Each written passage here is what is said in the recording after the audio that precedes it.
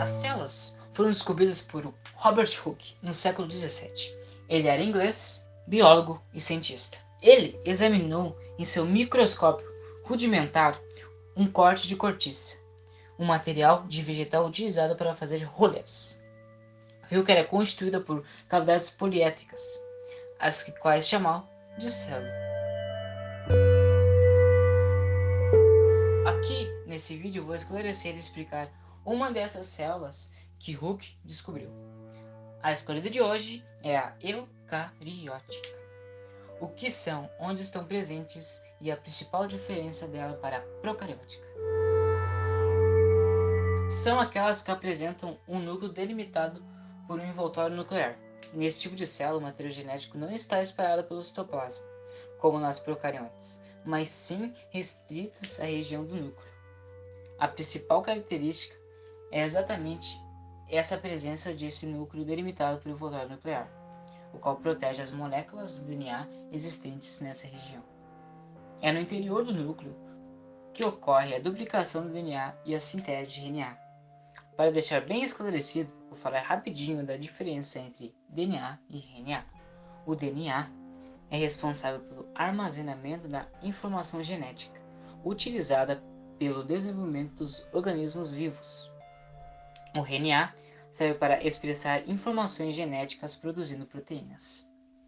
Dentro do citoplasma da célula eucariótica estão presentes diversas organelas, que apresentam várias funções. As organelas são retículo endoplasmático, que apresenta a função de sintetizar e transportar várias substâncias.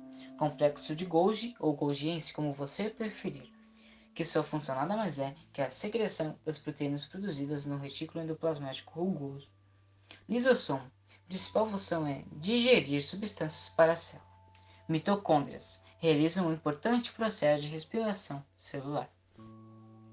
A célula eucariótica apresenta a presença do citoesqueleto, que é uma espécie de rede formada por vários filamentos proteicos. Por causa dessa característica, essas células são capazes de realizar endocitose e exocitose, dois processos ligados ao transporte de substâncias. Na endocitose, a célula capta substâncias do meio extracelular para intracelular, de fora para dentro. Na exocitose, ocorre o processo inverso, de dentro para fora. Nesse transporte, o citoesqueleto tem a função de garantir a movimentação das vesículas com substâncias em seu interior. Uma das mais importantes realizações da célula eucariótica são dois processos de divisão celular, a mitose e a meiose.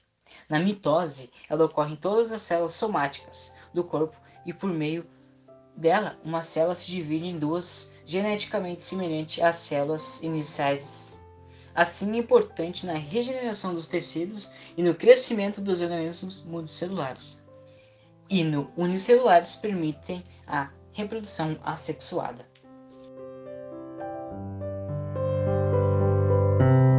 Enquanto a meiose permite a recombinação gênica de tal forma que cada célula diploide é capaz de formar 4 haploides geneticamente diferentes entre si.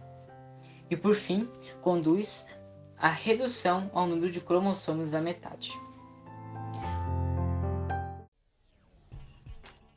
Mas onde essas células eucarióticas estão presentes? Estão presentes na maioria dos organismos vivos. Todos os fungos, protistas, animais e plantas apresentam esse tipo de organismo celular.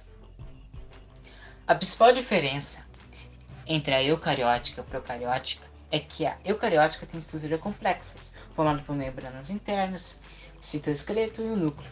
As procarióticas não têm núcleo e outras organelas ligadas à membrana.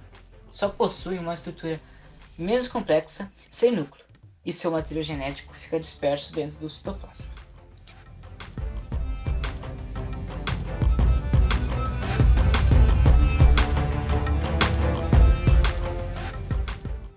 Se você ficou com alguma dúvida, entre em contato com nós no Estúdio 9 ou visite nosso blog.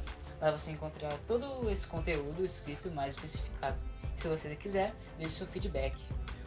O link do nosso blog está no nosso perfil.